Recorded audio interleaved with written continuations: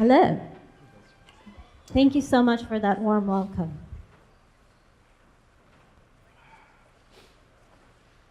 All right, I think I'm going backwards.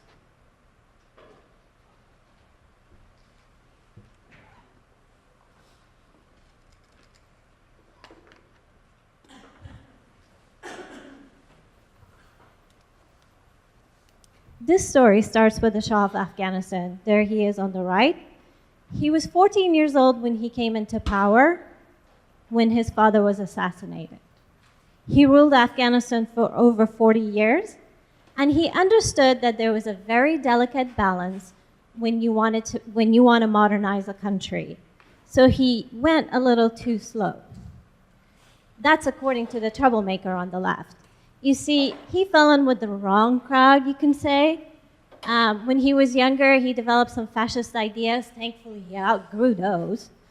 But that troublemaker really decided that he didn't like how the monarchy was behaving, how they were slowly, what's the word I'm looking for? Moving with their vision for Afghanistan. So he decided that he was just going to take things into his own hand and change things.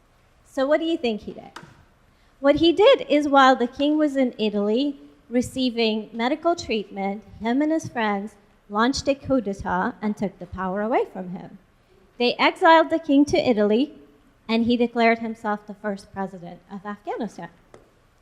Now, he was in power for 6 years, and here's what they say, right? They say what goes around comes around. You can bet that the same thing happened to him. A second coup d'etat was launched, and the power was taken away from him. Except he didn't fare as well as the king did. He and his entire family was rounded up, and they were killed.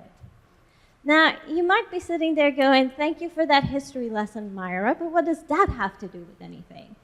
I should mention a couple of things here. First of all, the first coup d'etat was actually a family feud. Do you see the family resemblance now? These two guys are actually cousins. They're first cousins. And the second coup d'etat that happened, that's where my life changed. But before I tell you that, I have to tell you about that second thing. These two knuckleheads are my relatives. Nawab is a title given to prince and princesses, and Nawabi means descendant of royalty. So for 250 years, my family has ruled Afghanistan. So now that you know a little bit about my very, very humble beginning, let's talk about that second coup d'etat. When that coup d'etat happened, and everybody related to the king and to the president, because remember, they were family, was rounded up and killed off, you can imagine my family wasn't going to do too well. So for 4 years, we went into hiding. That was followed by us becoming refugees. In this picture, my mom actually donned one of those burqas, and I was dressed just like that little girl in this picture, and we had to act like we were part of a nomad tribe, and we left the country. Now, when you become refugees, it's not like you can just get on a bus or a plane and just say, okay, I'm going to another country. What you have to do is pretty hard. You're choosing between a guaranteed I'm going to be killed with a I'm going to become a refugee, and there's a 2% chance of survival, if I make it.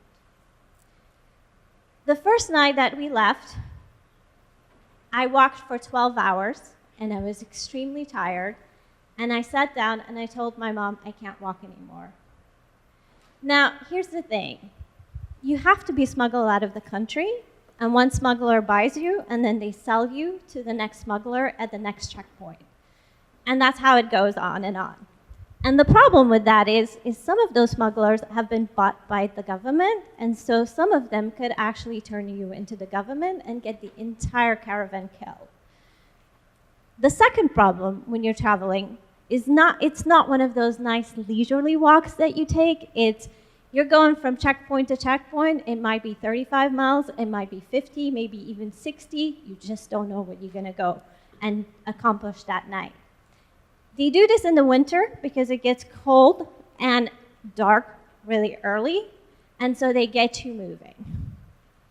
And if you fall behind, they shoot you because they're afraid that you're going to be captured by the government and you're going to tattle on the rest of the caravan. So, getting back to when I was tired after 12 hours of walking, one of the smugglers walked up to my mom and said, what's wrong with her? What's going on? And my mom said, well, she's really tired and she can't walk anymore.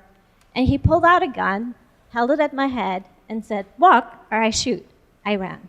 Until this day, when I walk with guys, they have to tell me to slow down. And they always say, do you have a gun to your head?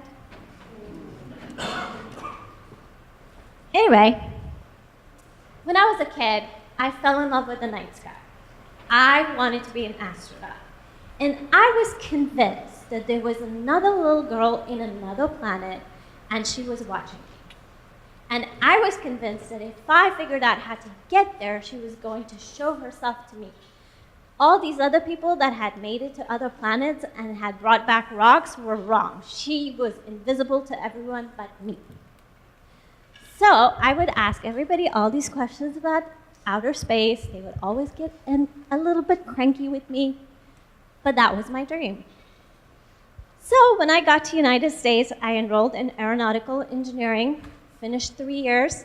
In my 4th year, I dropped out. Some of that had to do with culture. A lot of that had to do with society's expectations of me. But anyway, I ended up dropping out. I want to say something about these two very cool pictures. First of all, that picture on the left is a genuine, bona fide military satellite that I worked on. It's on orbit. It works. That's all you're ever going to get from me. I really don't want to go to jail for 250 years.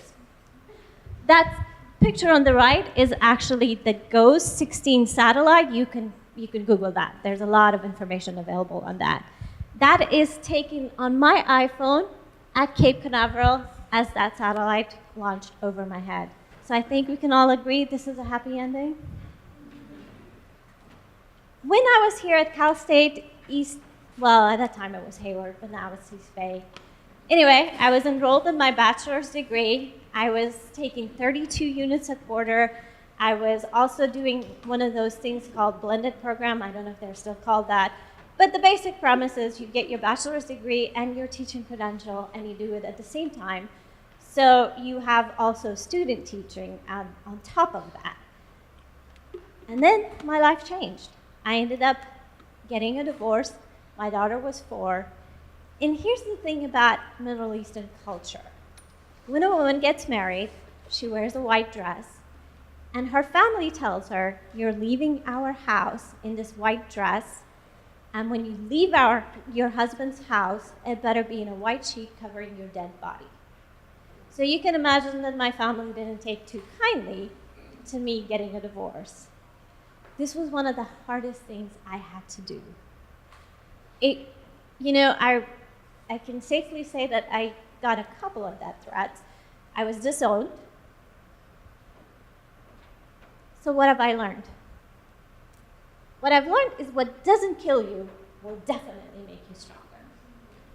I've also learned that this too shall pass.